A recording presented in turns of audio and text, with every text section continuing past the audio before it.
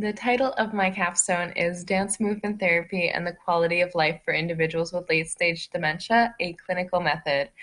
I was motivated to pursue this study following my first-year internship during grad school. I was at a residential home for people with dementia, and when researching how best to use dance movement therapy with them, I found myself becoming frustrated in that all of the research I was finding was from individuals who were still very early on in their prognosis and had higher levels of cognitive functioning than the residents that I was trying to treat.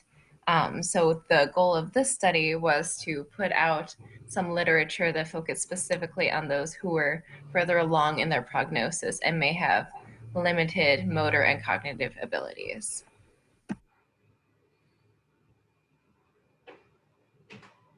To conduct this study, I returned to the site of my first internship, Rogerson House. There, I worked with 4 individuals with a diagnosis of advanced dementia. Together, we had 3 one-hour sessions that were based strongly in chasing technique. They took place in a seated circle to ensure the safety of the residents and utilized props such as the octoband, maracas, and scarves to provide audio, visual, and tactile stimulation for the residents.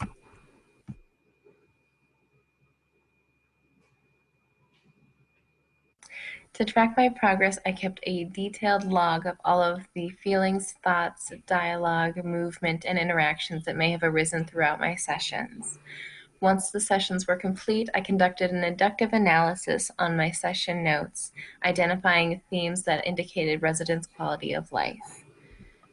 I then cross-referenced the themes that had emerged from my inductive analysis with Donna Newman-Blunstein's assessment called Quality of Life Movement Assessment for Persons with Advanced Dementia. The emerging themes were then placed into the 4 assessment categories that she created.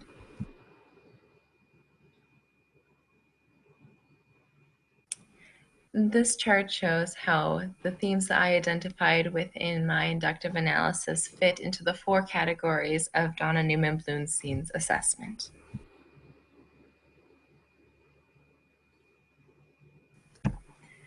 The sessions I conducted consisted of 10 activities that were performed in the same order throughout the 3 sessions. Looking through the inductive analysis, I was able to tally the number of quality of life indicators I noted within each individual activity. Looking at the number of tallies, I found that the most quality of life indicators were noted during activities that involved high energy music, mirroring, and props.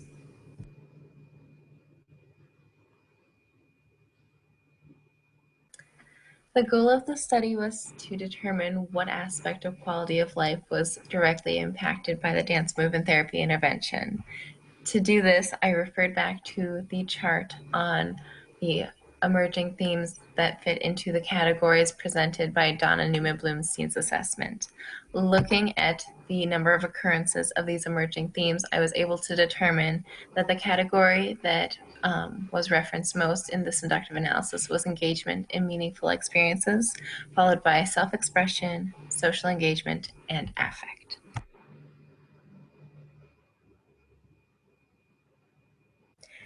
The chart on the right shows the number of quality of life indicators that were noted for each of the 3 sessions and how they fit into the 4 categories created by Donna Newman-Blunstein on her assessment on the quality of life of people with advanced stage dementia. This data was then further broken down to analyze how the emerging themes from the inductive analysis fit into these 4 categories. It was found that the most significant theme within the highest occurring category, engagement in meaningful experiences, was utilization of a prop. The second most observed indicator quality of life was self-expression, and within this, the most occurring theme was self-initiated movement.